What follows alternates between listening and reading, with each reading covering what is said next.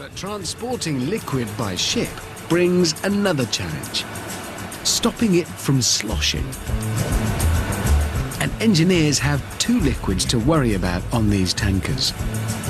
On the way out, they have a cargo of liquid gas, and on the return journey, when it's empty, they carry water as ballast to stabilize the ship. The same problem in two different forms. If a liquid cargo starts to wash around on a ship, it can be a real problem. Basically, when wind or waves rock the ship itself, that can send the liquid sloshing from side to side in the tanks. That motion can build, emphasizing the rocking of the ship itself, and, well, it can be disastrous. It's called the free surface effect. I set out to discover just how bad it can be. And yeah, given my driving record, I am, well, perhaps more than a little nervous. Only a bit. Right, what I have here is a van, perfectly ordinary, apart from the massive tank fitted into the back, containing water, a lot of it. Water that's free to slosh about. So what I'm looking to experience is, for myself, firsthand, the free surface effect. The free surface is literally the area available for a liquid to slosh around freely. And just in case it does affect the van, I'm securely harnessed inside a roll cage. First, I took it slowly, to ensure just a little bit of sloshing. As I turn into the corner, obviously the water wants to stay where it is and sloshes off to the right. Ooh, it does, yes, it is sort of affecting the way it feels. If I go this way, and then this way, it doesn't feel. Ooh, yeah, it's sloshing. I can feel it suddenly jerk the vehicle in a direction other than the one in which I want it to go. I don't know whether it's me driving or the tank of water.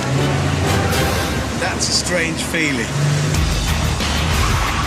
Time to step on it and imagine our ship and its liquid cargo rolling through stormy seas. Well, step on it as much as I can in a van. Yeah, a lot of water going over. It's very unpleasant.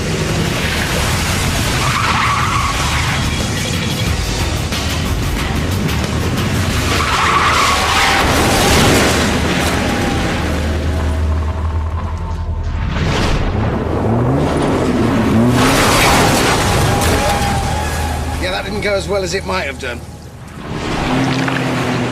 As I corner, the momentum of the slosh capsizes my little van.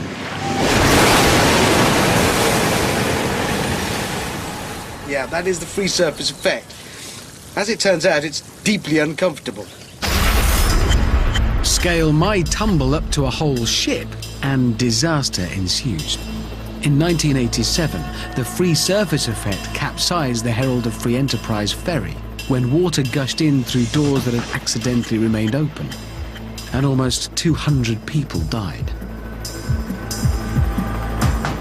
Liquid natural gas tankers have a surprising solution to this problem. To reduce the free surface area, the gas tanks are spherical, like great big balls. There's less room for sloshing, as long as the tank is full or nearly empty.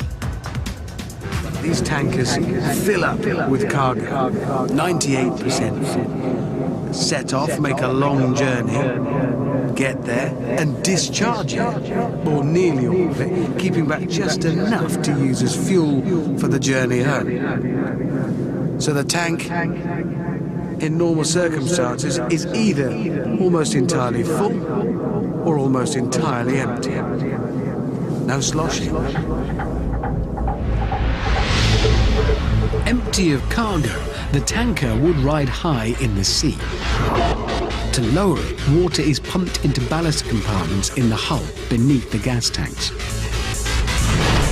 Space doesn't allow these compartments to be spherical, so preventing sloshing here calls for a different solution. Rewind to World War II. Bombing raids kept British firefighters busy. They used a tanker lorry carrying almost 4,000 litres of water. The free surface effect made it dangerous to drive.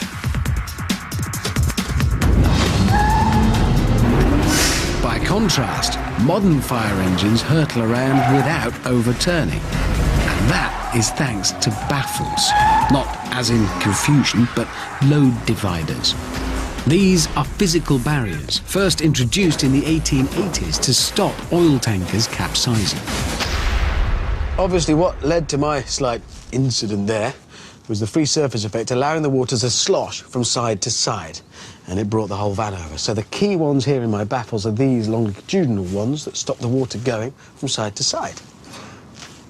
Apparently this works. Find out.